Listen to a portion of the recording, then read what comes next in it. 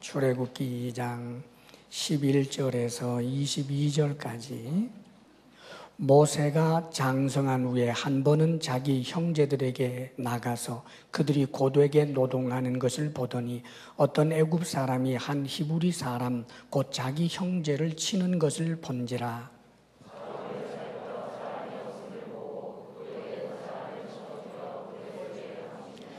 이튿날 다시 나가니 두 히브리 사람이 서로 싸우는지라. 그 잘못한 사람에게 이르되 네가 어찌하여 동포를 치느냐 하매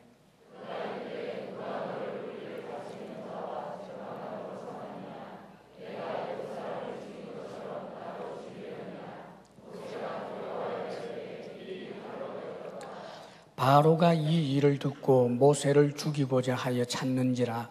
모세가 바로의 낯을 피하여 미디안 땅에 머물며 하루는 우물 곁에 앉았더라.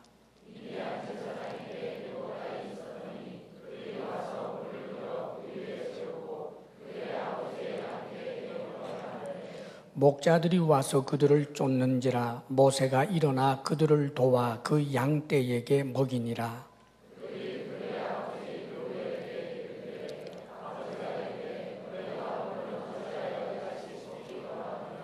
그들이 이르되 한 애굽 사람이 우리를 목자들의 손에서 건져내고 우리를 위하여 물을 길어 양떼에게 먹였나이다.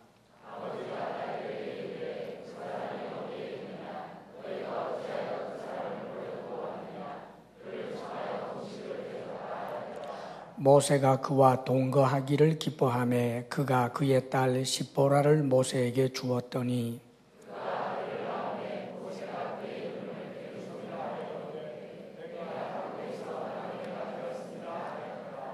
아멘. 할렐루야. 우리 하나님은 세상의 모든 만물을 또 우리의 사람들 한 사람 한 사람 이루기까지 섭리하시는 하나님이십니다. 섭리한다라고 하는 말은 인도하시고 통치하신다라고 하는 뜻이지요. 하나님을 알지 못하는 사람들은 이 세상의 모든 것들을 우연이라고 생각을 하지요. 저렇게 하늘에 태양이 빛나는 것도 우연, 저렇게 수많은 별들도 우연히 존재하고 우연히 서로 부딪히지 않고 저렇게 움직이고 있고 지구가 매일 이렇게 자전을 하고 공전을 또 1년에 한 번씩 하고 하는 이런 것들이 다 그저 우연이라고 생각을 합니다. 그러나 우리는 하나님이 계시고 하나님께서 모든 만물을 다스리시고 지배하시고 인도하심을 믿습니다. 이런 우주 만물뿐만 아니라 인간 세상의 역사, 그것도 하나님께서 섭리하십니다.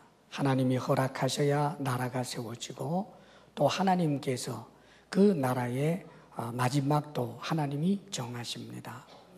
뿐만 아니라 각 개개인의 삶조차도 하나님께서는 다 섭리하십니다. 우리에게 있어서 우연이란 없습니다. 오늘 우리가 성경에서 이제 이 모세의 이야기를 보고 있습니다. 모세가 참으로 이스라엘 사람, 히브리 사람의 그 후손으로 이 땅에 태어나는데 그때는 에집트의 그 법에 의해서 히브리 남자아이들은 전부 나일 강가에 버려지는 그런 좋지 못한 환경 속에서 태어나지요. 그런데 하나님께서 놀랍게 섭리하셔서 방주에 조그만한 그런 요람이죠. 갈대 상자를 만들어서 거기에다가 내어놓았는데 바로의 그 공주의 딸의 양자가 됩니다. 이것을 우리는 우연이라고 생각지 않습니다. 하나님의 섭리지요. 하나님의 개입이 있었습니다.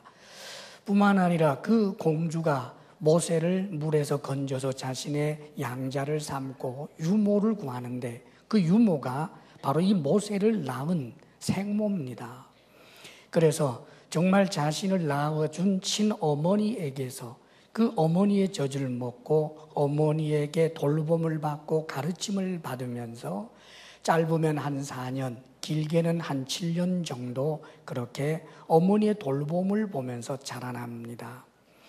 이것도 역시 우리는 우연이라고 생각지 않습니다. 하나님의 세밀하신 돌보심, 하나님의 섭리였습니다. 할렐루야.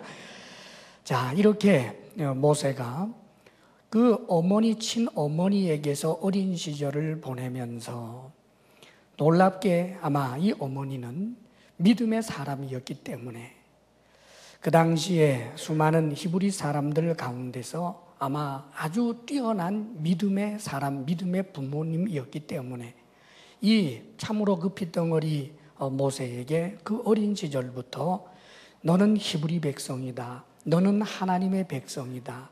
너는 바로의 딸의 지금 아들, 즉 왕자로 있지만 그러나 너는 하나님의 백성이다 하는 이런 교육을 계속해서 했나 봅니다. 이 4살 버릇 8까지 간다고 그러지 않아요. 3살 버릇인가요? 8까지 간다고 그러지 않습니까? 어릴 때 이런 신앙 교육이 아마 모세에게 굉장히 엄청난 영향을 끼친 것 같습니다. 자, 이제 이 모세가 장성하게 됩니다. 이제 바로의 그 궁궐에 들어가서 그 바로 공주의 딸의 그 아들이라고 하는 왕자라고 하는 그런 신분으로 이제 수많은 세월을 보내게 됩니다. 오늘 성경에서는 모세가 장성한 후에라고 11절에 되어 있는데 사도행전 7장 23절에 보게 되면 나이가 40이 되매라고 기록이 되어 있습니다. 그러니까 우리 10절 말씀과 11절 사이에는 40년 세월이 거기 숨어 있는 거예요. 우리 11절 말씀 함께 읽어보겠습니다. 시작. 모세가 장성한 후에 한 번은 자기 형제들에게 나가서 그들이 고되게 노동하는 것을 보더니 어떤 애굽 사람이 한 히브리 사람 곧 자기 형제를 치는 것을 본지라. 모세가 장성한 후에 40살 됐습니다. 그런데 한 번은 자기 형제들에게 나가서 그들이 고되게 노동하는 것을 보더니 자기 형제들이라고 묘사되어 있죠. 이제 40살이 되었습니다. 어릴 때 참으로 그 젖먹이 시절에 아장아장 걷던 그런 시절에 자신의 생모를 통해서 자신의 정체를 알게 되었습니다. 자, 그런데 환경이 바뀌어서 그 유모, 사실은 생모의 그 품에서 떠나서 궁궐에 들어가서 사는데 평범한 애굽 사람의 삶이 아니라 왕자의 신분입니다. 자, 얼마나 떠받듦을 받고 그 세월을 40년을 보내는 거예요. 엄청난 그런 그 왕족의 신분으로서 받아야 될 그런 교육들, 그런 것들을 받으면서 엄청난 학문들도 소화하면서 사춘기 시절도 보내고 청년 시절도 보내면서 정말 장년이라고 할 만한 40살쯤 되었다면 어떤 생각이 들어야 될 것 같습니까? 어떻게 보면 자신이 지금 히브리 사람과 하나다라고 하는 것에 대해서 별로 유쾌하지 않은 기분이 들 수 있을 것입니다. 그런데 지금 모세가 자기 형제들에게 나가서 자기 형제라고 표현되어 있는데 이 출애굽기라고 하는 성경 이것을 누가 썼느냐 하면 모세가 썼습니다. 자기의 심중을 담은 거죠. 자기 형제들에게 나가서 그들이 고되게 노동하는 그 현장을 둘러보게 된 것입니다. 단순한 호기심이 아니었습니다. 왜냐하면 40살이잖아요. 여기에 대하여 이 모세가 가지고 있었던 그 내면 세계를 히브리서에서는 이렇게 기록해주고 있습니다. 히브리서 11장 24절에서 26절 말씀입니다. 믿음으로 모세는 장성하여 바로의 공주의 아들이라 칭함받기를 거절하고 도리어 하나님의 백성과 함께 고난받기를 잠시 죄악의 낙을 누리는 것보다 더 좋아하고 그리스도를 위하여 받는 수모를 애굽의 모든 보화보다 더 큰 재물로 여겼으니 이는 상주심을 바라봄이라. 이 모세의 내면 세계에 대하여 히브리서에서는, 즉 성령께서는, 모세를 가장 정확하게 알고 계시는 성령께서는 모세가 지금 자기의 동족 히브리 민족을 돌아보기 위하여 나아가게 된 그 동기가 단순한 호기심이나 즉흥적인 것이 아니었다라고 말씀하는 겁니다. 참으로 놀라운 구절은 바로의 공주의 아들이라 칭함받기를 거절하고 그럽니다. 40살이 된 사람이 말이에요. 그 왕자의 그전 신분으로 엄청난 그런 호의호식과 엄청난 권력을 누려본 그 사람이 세상에 바로의 공주의 아들이다라고 하는 그것을 거절했다고 기록합니다. 여기에서 그 칭함받기를 거절했다라고 하는 것은 자신을 이렇게 강에서부터 살려주고 길러준 그 바로의 딸, 자신의 양 어머니를 부인했다라고 하는 말은 물론 아닙니다. 그 공주의 딸, 자신의 양 어머니를 향해서 당신은 내 어머니가 아닙니다, 저를 아들이라고 하지 마세요, 눈 똑바로 뜨고 그렇게 말했다라고 하는 의미가 아닙니다. 이것은 바로의 공주의 아들로서 누릴 수 있는 그 모든 것들을 스스로 내려놓았다는 거예요. 마음으로부터 내려놓았다는 겁니다. 거기에 그렇게 집착하지 않게 되었다는 거예요. 참으로 놀라운 일입니다. 고기도 먹어본 사람이 고기 좋아하는데, 권력 누려보고 좋은 옷 입고 언제나 왕족으로서 주변의 사람들이 떠받드는, 손가락 하나만 지시해도 전부 설설기면서 그렇게 엄청난 대우를 받아본 그가 놀랍게도 그 권력을, 그 부귀영화를 거절을 한다는 거예요. 구체적으로 이렇게 말씀합니다. 도리어 하나님의 백성과 함께 고난받기를 잠시 죄악의 낙을 누리는 것보다 더 좋아하고, 40살까지 된 이 모세에게 아주 놀라운 통찰, 놀라운 가치관, 놀라운 세계관이 생겼습니다. 그것은 엄마로부터 교육을 받으면서 아마 하나님에 대한 이야기를 들었을 거예요. 아브라함의 하나님, 이삭의 하나님, 야곱의 하나님, 요셉의 하나님, 그 하나님의 이야기를 들으면서 이야기 속에 있는 하나님으로 그치는 것이 아니라 지금도 살아계시는 나의 하나님이다라고 하는 것을 아마 모세는 알게 되고 믿게 된 것 같습니다. 그렇기 때문에 그의 세계관이 달라지는 거예요. 그는 많이 공부를 한 사람이고 세상 물정을 아는 장년이라고 할 수 있는 나이 40의 그입니다. 이런 것 저런 것에 대하여 어떻게 즉흥적으로 생각을 하겠습니까? 자, 그런데 이제 새로운 가치관, 새로운 세계관을 가지고 그 바로의 궁궐에서 권력을 누리고 살아가는 사람들, 왕족과 귀족들의 면면을 그가 보고 있는 것입니다. 그의 눈에 죄악이 보입니다. 모든 왕족과 귀족들이 당연하다고 생각하는 것에 사실상 모세의 눈에는 죄악이 보이는 것입니다. 그 죄악을 보면서 잠시 이 죄의 낙을 누리는 것보다 오히려 하나님의 백성들, 저 하나님의 백성들과 함께 고난받는 것을 더 좋아했다라고 이렇게 기록해 줍니다. 너무나 존경스러운 모세입니다, 여러분. 어쩌면 이렇게 훌륭한 그런 아름다운 품성을 가질 수 있었는지. 사랑하는 여러분, 저도 여러분도 이런 모세의 품성을 담았으면 좋겠습니다. 할렐루야. 권력 싫어할 사람 어디 있고 돈 싫어할 사람 어디 있겠어요. 원래 어떤 공동체에 소속이 된다라고 할 때는 그 공동체가 자부심을 줄 만할 때 나는 거기 소속이다 하기 쉽습니다. 그런데 그 당시 히브리 백성들은 노예잖아요. 그리고 자기는 지금 말하자면 왕족인데 어떻게 자신의 이 신분에서 누리는 것보다 저 노예 수준의 노예가 되어서 저들과 함께 고난받는 것을 더 좋아한다라고 생각할 수 있겠느냐고요. 모세가 본 것은 바로 이 죄 때문입니다, 여러분. 그는 놀랍게도 죄악을 본 거예요. 그런데 성경은 이렇게 말씀하시지요. 죄악의 낙이라고 표현을 하고 있습니다. 죄악의 낙. 사람들이 왜 죄를 지을까요?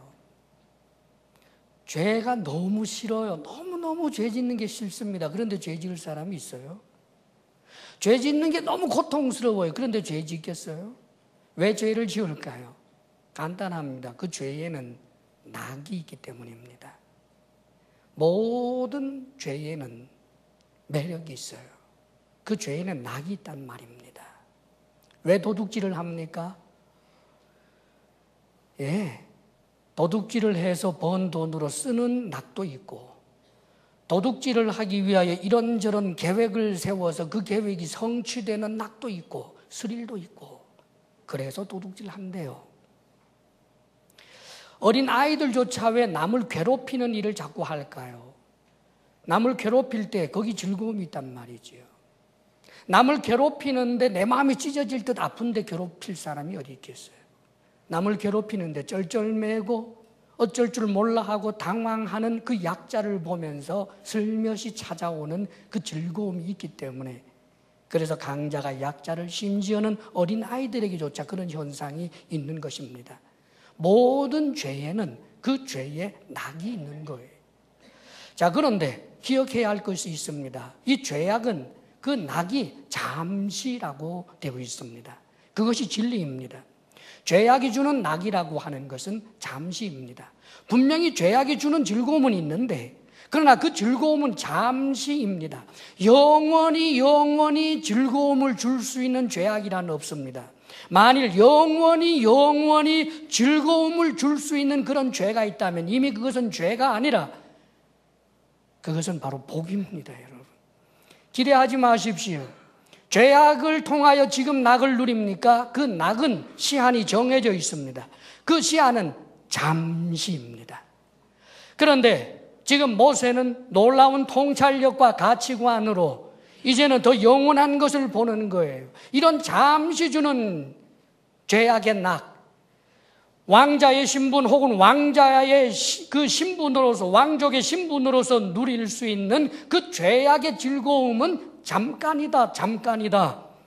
그리고 그는 오히려 하나님의 백성과 함께 고난을 받고, 여기에 대하여 성경 히브리서에서는 놀랍게 표현해 줍니다. 그리스도를 위하여 받는 수모를 애굽의 모든 보화보다 더 큰 재물로 여겼으니 이는 상 주심을 바라봅니다. 영원한 상, 이것을 바라보았다는 거예요.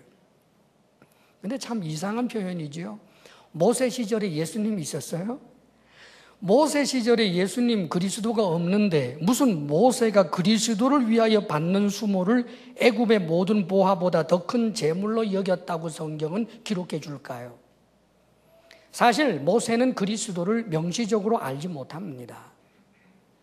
그러나 모세가 하나님의 백성과 함께하고 하나님의 백성들과 고난을 함께 한다라고 하는 것은 그것이 곧 하나님을 위한 것이고, 하나님을 위한다라고 하는 것은 곧 그리스도를 위한 것이 되는 것입니다. 할렐루야. 그렇습니다, 여러분. 왜요? 저와 여러분이 믿는 예수 그리스도, 그분은 하나님이시기 때문입니다. 아브라함이 하나님께 충성했습니까? 그것은 곧 그리스도에게 충성한 것입니다. 요셉이 하나님께 충성했습니까? 곧 그리스도에게 충성한 것입니다. 모세도 마찬가지입니다.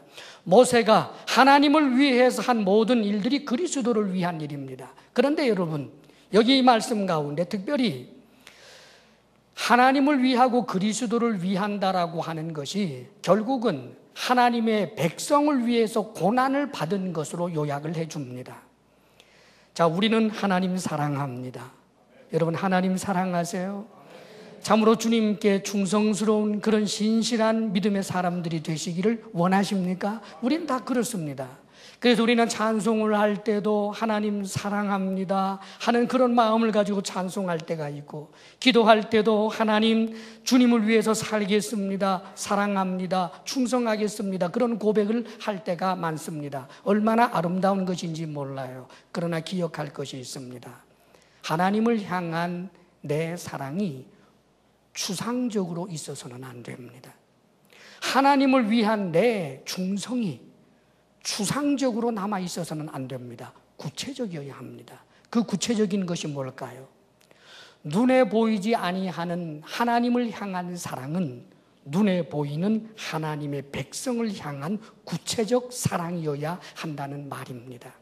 모세가, 하나님을 위한 모세가 눈에 보이지 아니한 막연한 그 하나님을 위한 충성과 사랑을 한 것이 아니라 하나님의 백성, 지금 처참한 노예 상황에 놓여져 있는 그 하나님의 백성, 저들을 긍휼히 여기고 저들을 도와주고 저들과 함께 하겠다라고 한 그것이 바로 하나님을 위한 일이었고 그리스도를 위한 일이었음을 기억해야 하는 것입니다. 하나님을 사랑하십니까? 그렇다면 하나님의 백성, 하나님의 교회, 여러분들의 성도 한 사람 한 사람을 구체적으로 사랑하고 섬길 수 있게 되기를 바랍니다.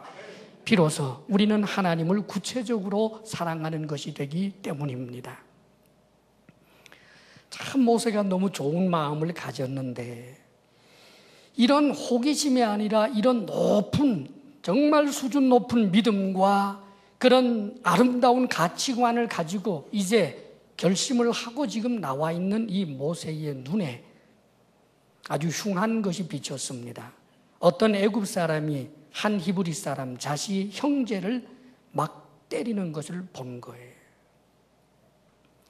아마 이 애굽 사람은 감독관 중에 하나였으리라고 그렇게 주석가들은 말합니다. 이것을 보고 나서 이 모세가 그 사람을 죽여버립니다. 12절 함께 읽어볼까요? 다 같이 시작. 좌우를 살펴 사람이 없음을 보고 그 애굽 사람을 쳐 죽여 모래 속에 감추니라. 사람이 없음을 보고, 그러니까 피해자가 지금 매를 맞고 있는 현장에서 달려가가지고 이 사람을 죽인 게 아니라 뭐 아주 엄청나게 몹시 때렸겠지요. 그리고 나서 저놈 두고 보자 하고 아마 따라다녔던 것 같아요. 그래서 이제 보니까 아무도 없다라고 판단이 되니까 아마 가지고 있던 칼로 갑자기 이제 죽인 것 같습니다. 모세는 감히 하나님의 백성을 너희가 괴롭혀? 그리고 아마 여기서 그저 단순하게 몇 대 때리는 정도는 아니었을 것입니다. 그래서 어떤 주석가는 그 감독에 의해서 거의 죽었을 수준의 그런 이제 매라고 그렇게 이제 연구조사가 있습니다. 여하간 그렇게 애굽 사람을 죽이고 모래 속에 감추어 놓고 나서 그 다음 날 또 나왔습니다. 13절, 14절을 함께 읽어봅니다. 시작. 이튿날 다시 나가니 두 히브리 사람이 서로 싸우는지라 그 잘못한 사람에게 이르되 네가 어찌하여 동포를 치느냐 하며 그가 이르되 누가 너를 우리를 다스리는 자와 재판관으로 삼았느냐 네가 애굽 사람을 죽인 것처럼 나도 죽이려느냐 모세가 두려워하여 이르되 일이 탈로 되었도다. 이튿날 또다시 이제 나가보았습니다. 그러니까 히브리 그 자신의 동족들이 고난당하는 현장을 이렇게 보면서 내가 어떻게 앞으로 이들을 도울까 이런 것을 아마 생각하고 있었겠지요. 그런데 이번에 다시 이렇게 나가서 봤는데 이번에는 자신의 형제, 그 동족끼리 서로 막 싸우는 거예요. 서로 사랑하고 서로 섬겨주고 서로 세워줘야 할 이 형제들, 똑같이 비참한 처지에 놓여있는 이들끼리 서로 싸운다는 말이에요. 그래서 너무 마음이 아팠습니다. 그래서 그 좋은 학문 공부도 했잖아요. 그리고 이 애굽의 왕자라고 하는 그런 신분, 이런 것을 가지고 가만히 보니까 이 두 사람이 싸우는데 어느 쪽은 잘못이 없고 어느 쪽은 잘못이 있다는 말이에요. 그래서 그 잘못한 사람을 향해서 훈계를 좀 했습니다. 성경은 이렇게 짧게 기록이 되어 있겠지만 아마 1장 무슨 훈계를 하지 않았겠습니까? 그래서 되겠느냐고, 형제가 싸우면 되겠느냐고, 같이 그렇게 형제를 괴롭혀서 되겠느냐고, 뭐 이런 아마 훈계를 한 것 같습니다. 자, 그런데 모세가 생각했던 반응이 아닌 다른 반응이 나왔어요. 모세 왕자님 죄송합니다. 이럴 줄 알았는데. 이 웬일이에요? 누가 당신을 우리 다스리는 자와 재판관으로 삼았소? 아마 왕자니까 우리식으로 말하지는 않았겠죠. 당신이 애굽 사람을 죽인 것처럼 나도 죽이려고 그럽니까? 하고 까칠하게 대들었단 말이에요. 그러니까 모세가 큰일 났다. 이거 아무도 본 사람이 없는 줄 알았더니 본 사람이 있구나. 탈로가 났구나 하고 걱정을 하는 것으로 성경이 보도해 줍니다. 이 일의 파장이 엄청나게 일어납니다. 15절에 이렇게 말씀해 주고 있죠. 15절 함께 읽어봅니다. 시작. 바로가 이 일을 듣고 모세를 죽이고자 하여 찾는지라. 모세가 바로의 낯을 피하여 미디안 땅에 머물며 하루는 우물 곁에 앉았더라. 바로가 이 일을 듣고 모세를 죽이려고 한다고 기록이 되어 있죠. 여기 이 바로는 이 바로의 공주의 아버지인 바로 그 바로가 아닙니다. 학자들의 추정은 투투모스 3세라고 추정을 하고 있습니다.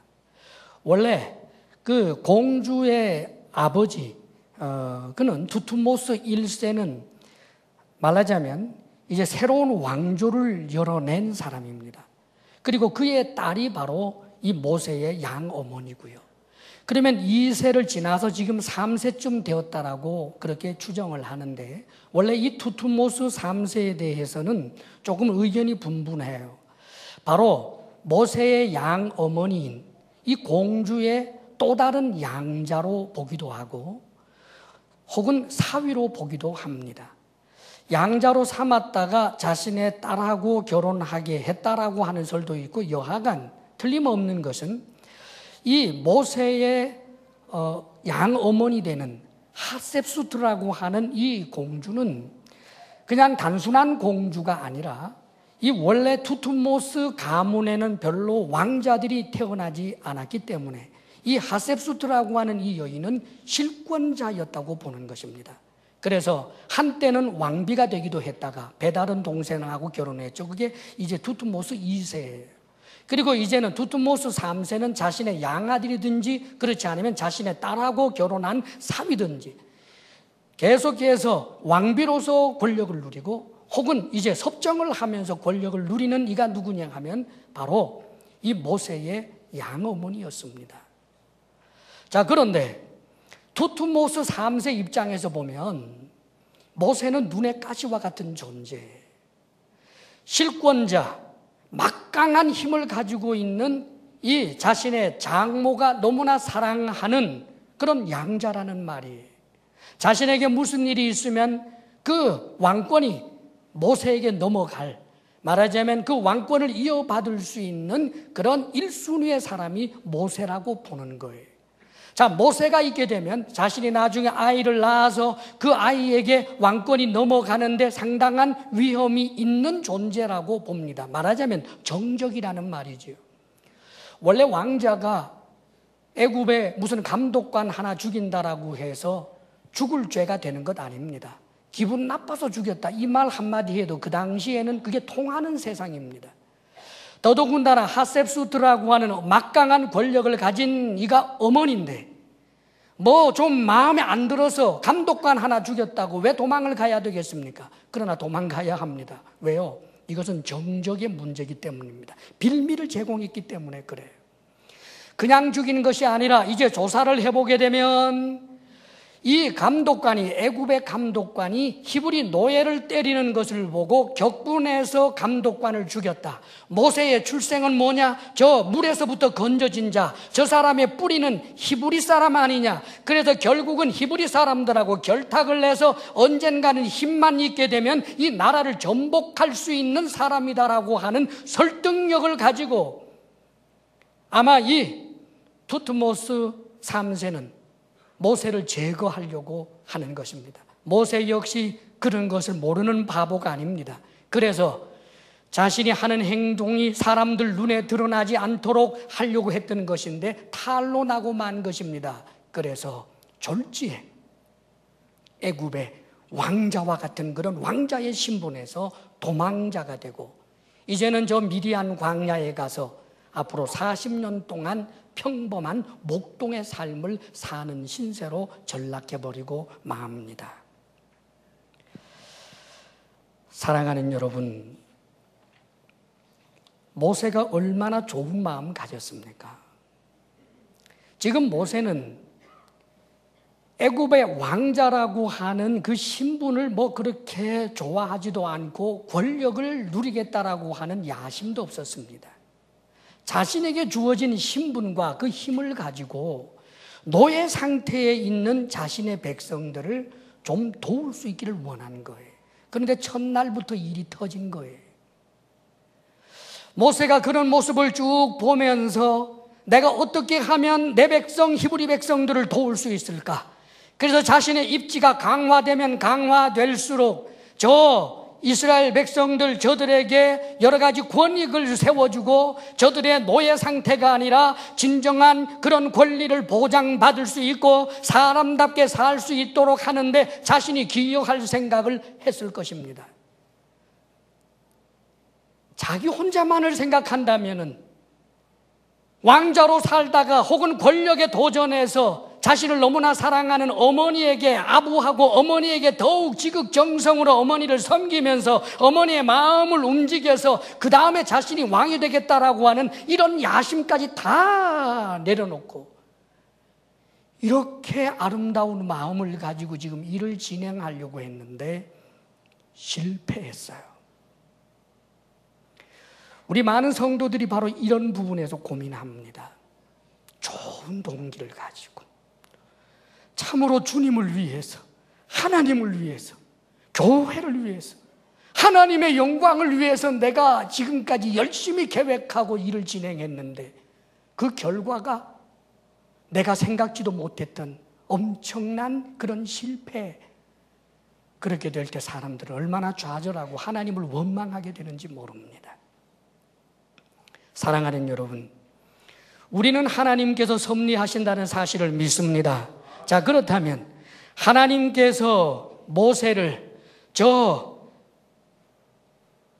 조그만한 상자에서부터 건져낸 것도 하나님의 섭리고 생모에게서부터 어릴 때 교육을 받은 것도 하나님의 섭리고 바로의 공주의 아들이 되어서 양아들이 되어서 40년 동안 애굽의 모든 문물과 권력자로 살 수 있었던 것도 하나님의 섭리라면 모세가 도모했던 일에 실패한 것도 하나님의 섭리로 인정할 줄 알아야 하는 것입니다. 많은 사람들이 좋은 것만 하나님의 섭리라고 내가 원하지 아니하는 일이 일어났을 때는 그것은 하나님의 선하신 섭리가 아니라고 자꾸 생각을 합니다. 사랑하는 여러분, 섭리하시는 하나님, 이 실패조차도 하나님께서 섭리하셨다고 우리는 믿어야 합니다. 그런데 거기에 중요한 것이 하나 있습니다. 하나님은 좋으신 하나님. 그 실패를 하게 한 것은 모세를 골탕 먹이려고, 모세에게 하나님이 나쁜 의도가 있어서 실패를 주었는가? 그렇지 않습니다. 그 실패가 모세를 모세 되게 하는 것입니다. 할렐루야. 사랑하는 여러분, 실패가 사실은 모세에게 얼마나 유익했는지 모릅니다. 모세가 도모했던 이 일에는 치명적인 위험들이 있습니다. 독버섯과 같은 그런 악한 요소가 있습니다. 실패를 통하여 이런 것들이 제거되고 새롭게 깨닫게 되는 것입니다. 오늘 말씀을 보게 되면 모세가 애굽 사람을 쳐 죽입니다. 조금도 망설임 없이 말입니다. 정의 때문이었습니다. 나름대로는. 하나님의 백성을 네가 그렇게 괴롭혀? 의의 문제, 민족주의에 결탁한 정의의 문제. 그래서 애굽 사람 하나쯤 죽이는 것은 양심에 가책될 것도 하나도 없다고 생각을 한 것입니다. 사랑하는 여러분, 아무리 목적이 바르고 정당하고 의롭다고 할지라도 수단 역시 바르고 의롭고 정의로워야 합니다. 애굽 사람 입장에서 볼 때는 이것은 억울합니다. 애굽 사람이 노예인 히브리 사람을 너무 많이 괴롭히고 매로치고 사람이 겁안 죽을 정도로 때린 것은 분명히 잘못입니다. 그러나 그렇다고 해서 이 애굽 사람이 죽어야 할 정도는 사실 아니었습니다. 왜냐하면 이 감독관은 애굽이라고 하는 자신의 조국으로부터 부여받은 말하자면 감독이라고 하는 사명이 있었고 그 일을 진행하면서 과하기는 했지만 그렇다고 죽을 죄까지 지었던 것은 아닙니다. 애굽 사람인 이 사람도 사실은 그에게 사랑하는 아내가 있을 수 있고 혹은 부모님께 사랑받는 아들일 수도 있고 혹은 자랑스러운 아빠일 수도 있습니다. 애굽 사람의 입장에서 볼 때는 이것은 억울한 일입니다. 사랑하는 여러분, 모세가 정의의 깃발을 높이 들었습니다마는 그 정의가 누군가에게는 불의가 되고 말았습니다. 지금 모세는 그것을 깨닫는 것입니다. 모세는 자신이 정의의 깃발을 뽑았지만 사실 불의한 일을 하고 있는 것입니다. 목적은 선하고 의도도 선했지만 그러나 그가 하는 수단은 악한 것이었습니다. 때때로 우리는 하나님의 영광을 위한다 혹은 누구를 위한다라고 하는 그런 선한 목적과 동기를 가지고 있으면서 수단에 대해서는 때때로 불의와 타협하고 악과 타협하게 되는 때가 많습니다. 하나님은 그것을 원치 아니하십니다. 이 실패를 통하여 하나님께서 모세를 가르치고 있습니다. 또 한 가지는 모세는 종이어야 합니다. 모세는 앞으로 하나님께서 이루실 엄청난 구속사를 위한 철저한 하나님의 종이어야 합니다. 하나님이 우하면 우해야 하고 하나님이 좌하면 좌해야 합니다. 그런데 오늘 말씀에 보게 되면 12절에 이렇게 요약이 되어 있죠. 좌우를 살펴 사람이 없음을 보고 그 애굽 사람을 쳐 죽여 모래 속에 감추니라. 예, 모세는 분명히 하나님 인정합니다. 그리고 그는 참으로 놀라운 하나님을 존재를 인정하는 그런 세계관도 가진 사람입니다. 그런데 문제는 실행을 하게 될 때 좌우 사람은 살폈습니다만 위를 살피지 않습니다. 하나님을 인정하면서도 구체적인 내 삶의 자리에서 때때로 우리는 하나님의 주되심을 인정하지 못할 때가 있습니다. 어떤 경우에는 내 신념, 내가 세운 가치관, 이것을 위하여 무엇인가를 할 때 하나님이 주가 아니라 하나님이 나를 돕는 자가 되어야 된다라고 생각할 때가 많습니다. 하나님의 뜻이 어떤지 여기에 대해서 모세는 별 관심이 없었습니다. 애굽 사람이 하나님의 백성을 때려 저런 자는 죽여야 돼. 하나님 죽일까요? 없었습니다. 죽여야 돼.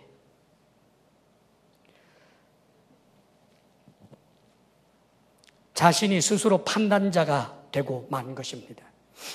하나님의 뜻을 알아야 합니다. 하나님의 뜻을 물어야 합니다. 하나님께서 원하시는 것이 무엇인지 여기에 관심이 있어야 합니다. 모세는 그것을 놓쳤습니다. 앞으로 모세가 광야 생활하게 되면서 이스라엘의 지도자가 되면서 이스라엘 백성과 달라지는 점이 하나 있습니다. 매 순간 하나님의 뜻은 하나님의 얼굴을 봅니다. 사람의 얼굴을 보는 것이 아니라 하나님의 얼굴을 봅니다. 하나님께서는 이것을 가르치고 계시는 것입니다. 뿐만 아니라 또 한 가지 하나님께서는 40년 후에 영광스러운 출애굽을 계획하고 계시기 때문에 지금 이 모세가 도모하는 것을 실패하게 하시는 것입니다. 왜냐하면 더 좋은 뜻, 더 좋은 계획이 있었기 때문입니다. 만약에 모세의 생각대로 돼서 성공했다면 어떤 일이 일어났을까요? 이제 모세가 계속해서 바로의 그 궁정에서 영향력을 더욱더 발휘하는 사람으로 자신의 세력과 입지를 넓혀가면서 그러면서도 마음속으로는 나는 하나님의 백성이다 그러면서 지금 노예살이하고 있는 히브리 사람들에게 알게 모르게 도움을 주면서 저들을 조직하고 저들에게 세력을 형성하게 하고 그렇게 해서 어느 순간 힘이 되면 우리들을 노예로 두지 말라. 우리들도 애굽 사람과 똑같은 그런 권리를 주라. 우리들에게도 이 애굽에서 당당히 살아갈 수 있는 자유의 백성이 되게 해달라 하고 터져냈다면 엄청난 피를 부르는 일이 일어나게 되었을 것입니다. 실패할 가능성도 많았겠지만 설사 성공한다 할지라도 이 이스라엘 사람들이 애굽 사람들을, 수많은 사람들을 쳐 죽이고 이제는 애굽 사람들을 지배하는 그런 모양새로 바뀌었을 것입니다. 그렇다면 모세는 영웅이 되었을런지도 모르지요. 그러나 여러분 아십니까? 이스라엘 백성은 절대로 애굽 사람들에게 그렇게 해서는 안 될 존재들입니다. 왜냐하면 이스라엘 백성은 애굽에 말도 못할 큰 빚을 진 사람들이기 때문입니다. 400년 전에 70명의 이스라엘 사람들이, 기근에 굶어 죽을 수밖에 없었던 이스라엘 사람들이 애굽 고센 땅에 정착해서 200만 명, 300만 명이 될 때까지 애굽에서 나는 것을 먹으면서 애굽의 보호를 받으면서 살아왔는데, 이제 왕조가 좀 바뀌어서 그래도 여전히 그 애굽 사람인데 그 통치권이 바뀌어서 자신들에게 불이익을 줬다고 해서 애굽 사람들을 그렇게 쳐 죽여준다면 그것이 과연 정의겠습니까? 사랑하는 여러분, 세상에서는 이런 일들이 얼마나 많은지 모릅니다. 개인적인 윤리와 국가 간의 윤리는 다르다라고 말하는 경우가 얼마나 많은지 모릅니다. 상황 윤리를 이야기할 때도 얼마나 많은지 모릅니다. 그러나 우리 하나님께서는 이렇게 되기를 원하지 않으셨습니다. 모세는 실패했습니다. 그리고 모세가 생각지도 못했던 놀라운 출애굽이 있었습니다. 그 백성들을 죽이는, 은혜를 저버리는 그런 일들이 아니라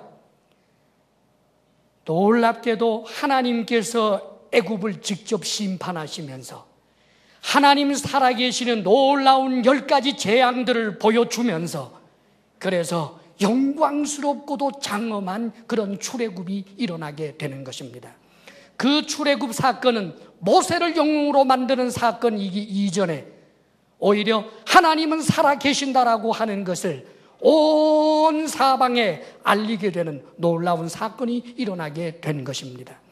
사랑하는 여러분, 모세의 실패는 모세에게 유익했습니다.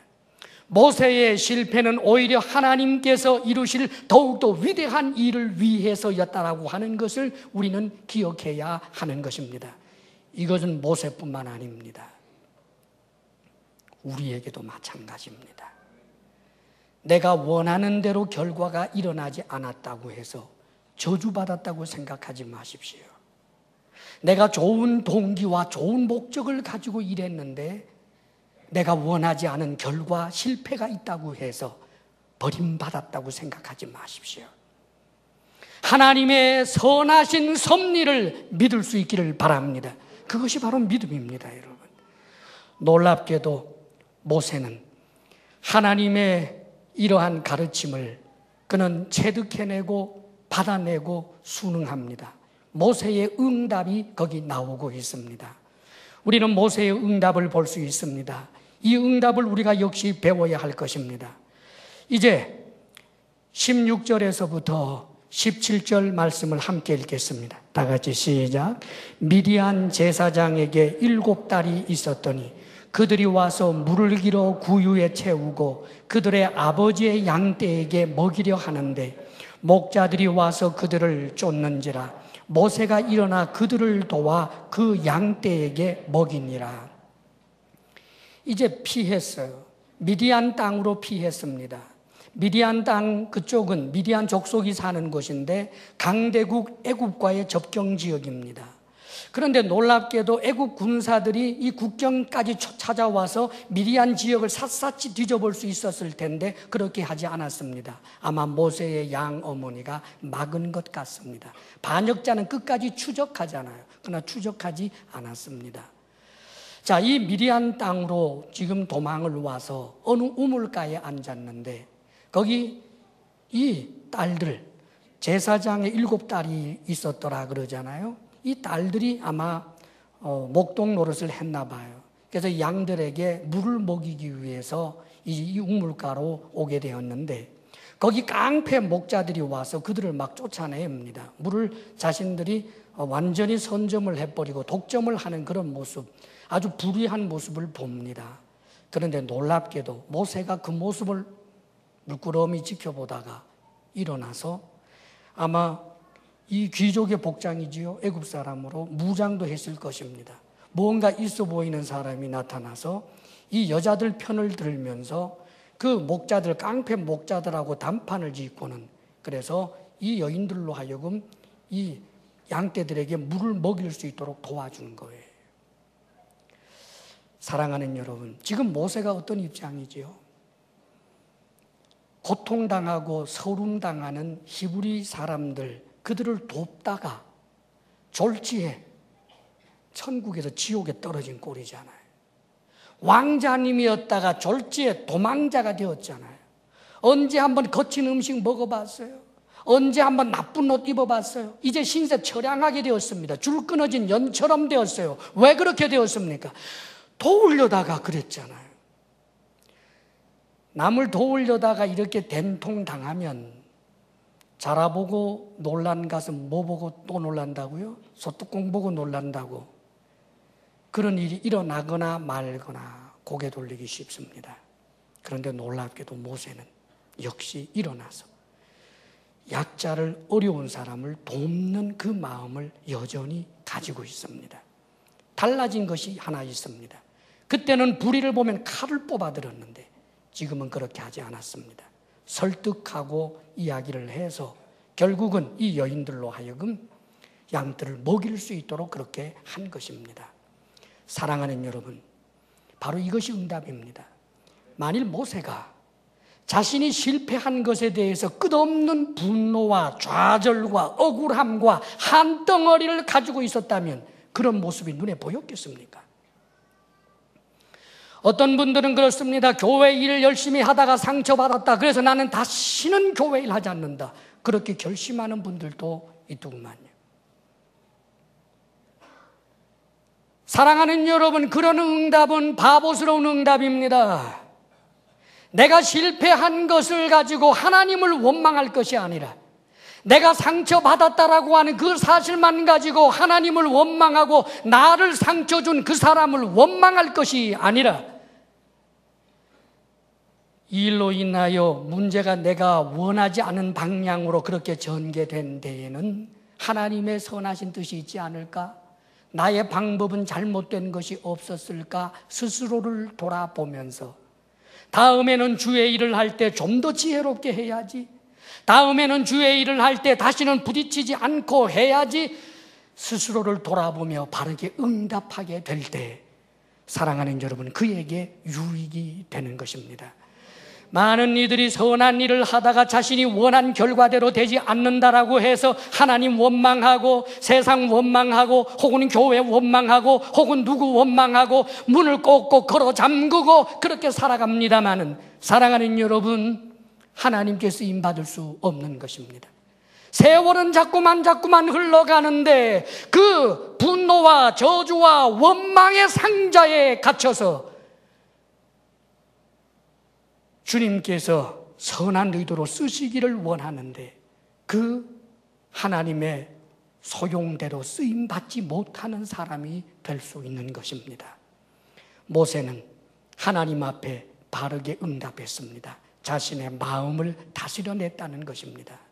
그리고 이제 이 모세가 결국은 이 여인들의 아버지가 미디안 제사장이었는데, 이 미디안이라고 하는 족속은 원래 아브라함의 그두라라고 하는 그 여인과 나중에 이제 사레가 죽고 난 다음에 후처를 얻어서 몇이나 낳은지 아세요? 아들만 6 낳았어요.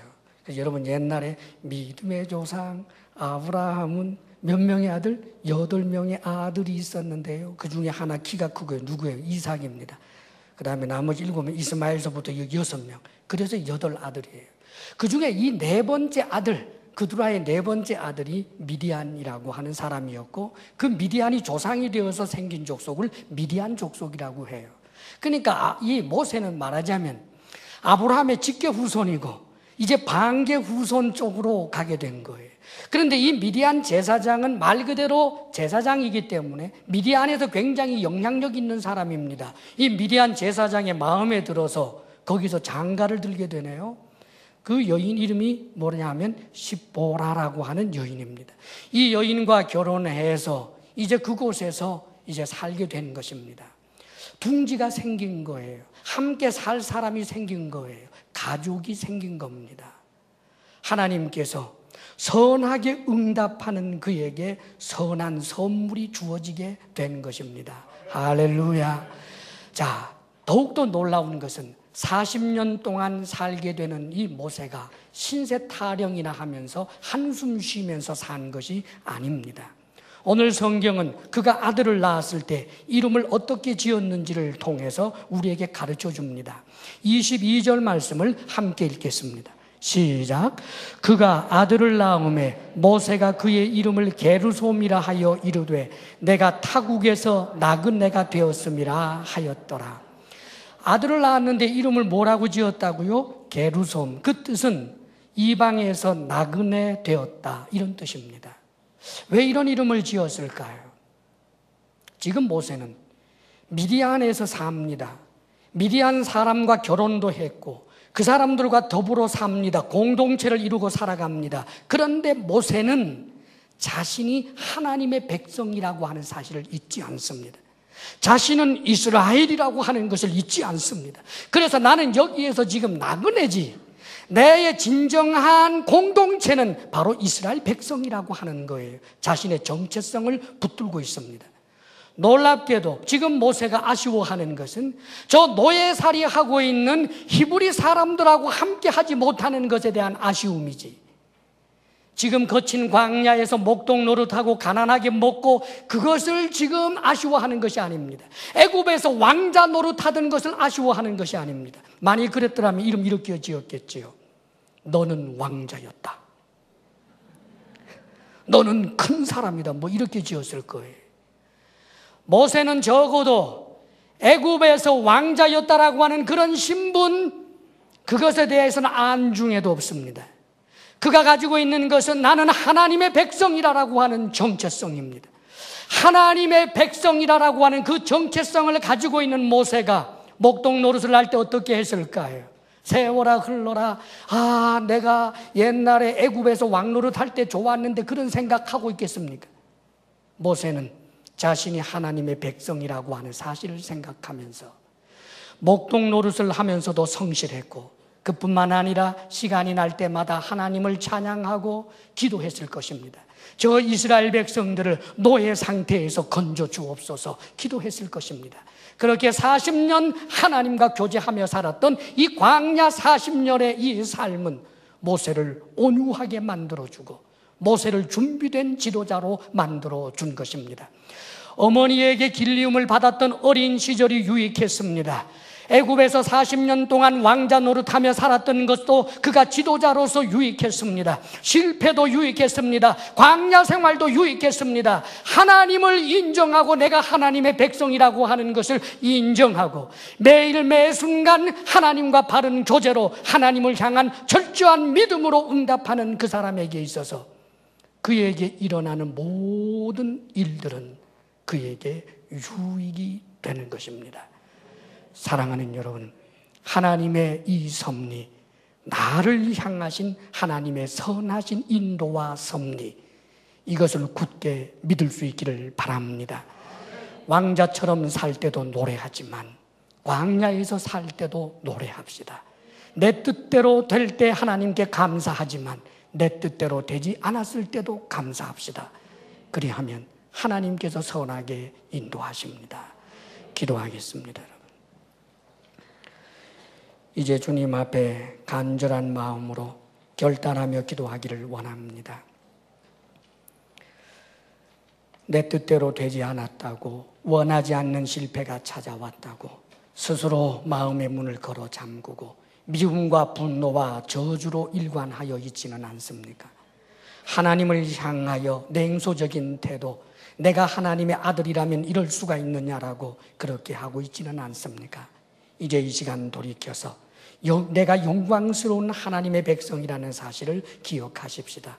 하나님이 나를 인도하시는 것은 선한 의도밖에 없다는 사실을 믿으십시다.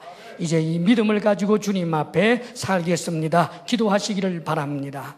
아버지 하나님, 하나님께서 창조주시며 하나님이 왕이십니다. 하나님께서 인도하시고 섭리하십니다. 거룩하신 하나님, 우리는 하나님을 믿고 하나님을 의지하여 삽니다. 사랑이신 아버지 하나님, 때때로 우리의 삶에 내가 원치 아니하는 일들이 일어난다 할지라도 아버지여, 우리를 사랑하시는 하나님을 믿게 하여 주옵소서. 어떤 상황에도 우리가 하나님의 자녀됨을 믿고 하나님 앞에 그 상황에서 최선을 다하며 하나님을 노래하며 하나님을 사랑하며 하나님을 기뻐하며 살아가게 하옵소서. 원망과 불평과 스스로 저주하며 분노하며 자신을 스스로 감옥에 가두는 어리석은 자 되지 않게 하여 주옵소서. 사랑이신 아버지 하나님, 하나님께서 앞으로 이루어 가실 우리의 삶의 그 역사하심을 이제 참으로 기대하오니 아버지 하나님의 선하신 뜻이 이루어질 줄 믿습니다. 거룩하신 아버지여, 여기 주의 백성들이 하나님 앞에 예물을 올려드립니다. 하나님께서 주신 것 가운데 다만 구별하여 올려드리는 것이지만 마치 우리에게서 난 것처럼 받아주시는 하나님 감사합니다. 하나님을 향한 사랑과 정성과 믿음으로 거룩하게 구별한 이 예물, 아버지여, 향내나는 예물로 받아 주옵소서. 주의 성도들, 이 땅의 모든 필요를 아시는 하나님, 오직 우리들이 하나님께로만 필요를 공급받기로 결심하게 하시며 불의의 재물에 마음 두지 않게 하여 주옵소서. 우리 성도들에게 건강의 복을 주옵소서. 마음의 평강을 주옵소서. 부부사랑 돈독하게 하여 주옵시며 우리의 자녀들이 우리들보다 오히려 더 큰 믿음의 사람이 되게 하여 주옵소서. 이제는 우리 주 예수 그리스도의 크신 은혜와 하나님 아버지의 한없는 사랑과 성령의 교통하심과 충만케 하심이 하나님의 섭리를 믿나이다. 찬양하며 바르게 응답하며 살아가게 하옵소서. 주님 앞에 결단하며 나아가는 모든 성도들 위해 이제로부터 영원토록 함께 하시기를 간절히 축원하옵나이다.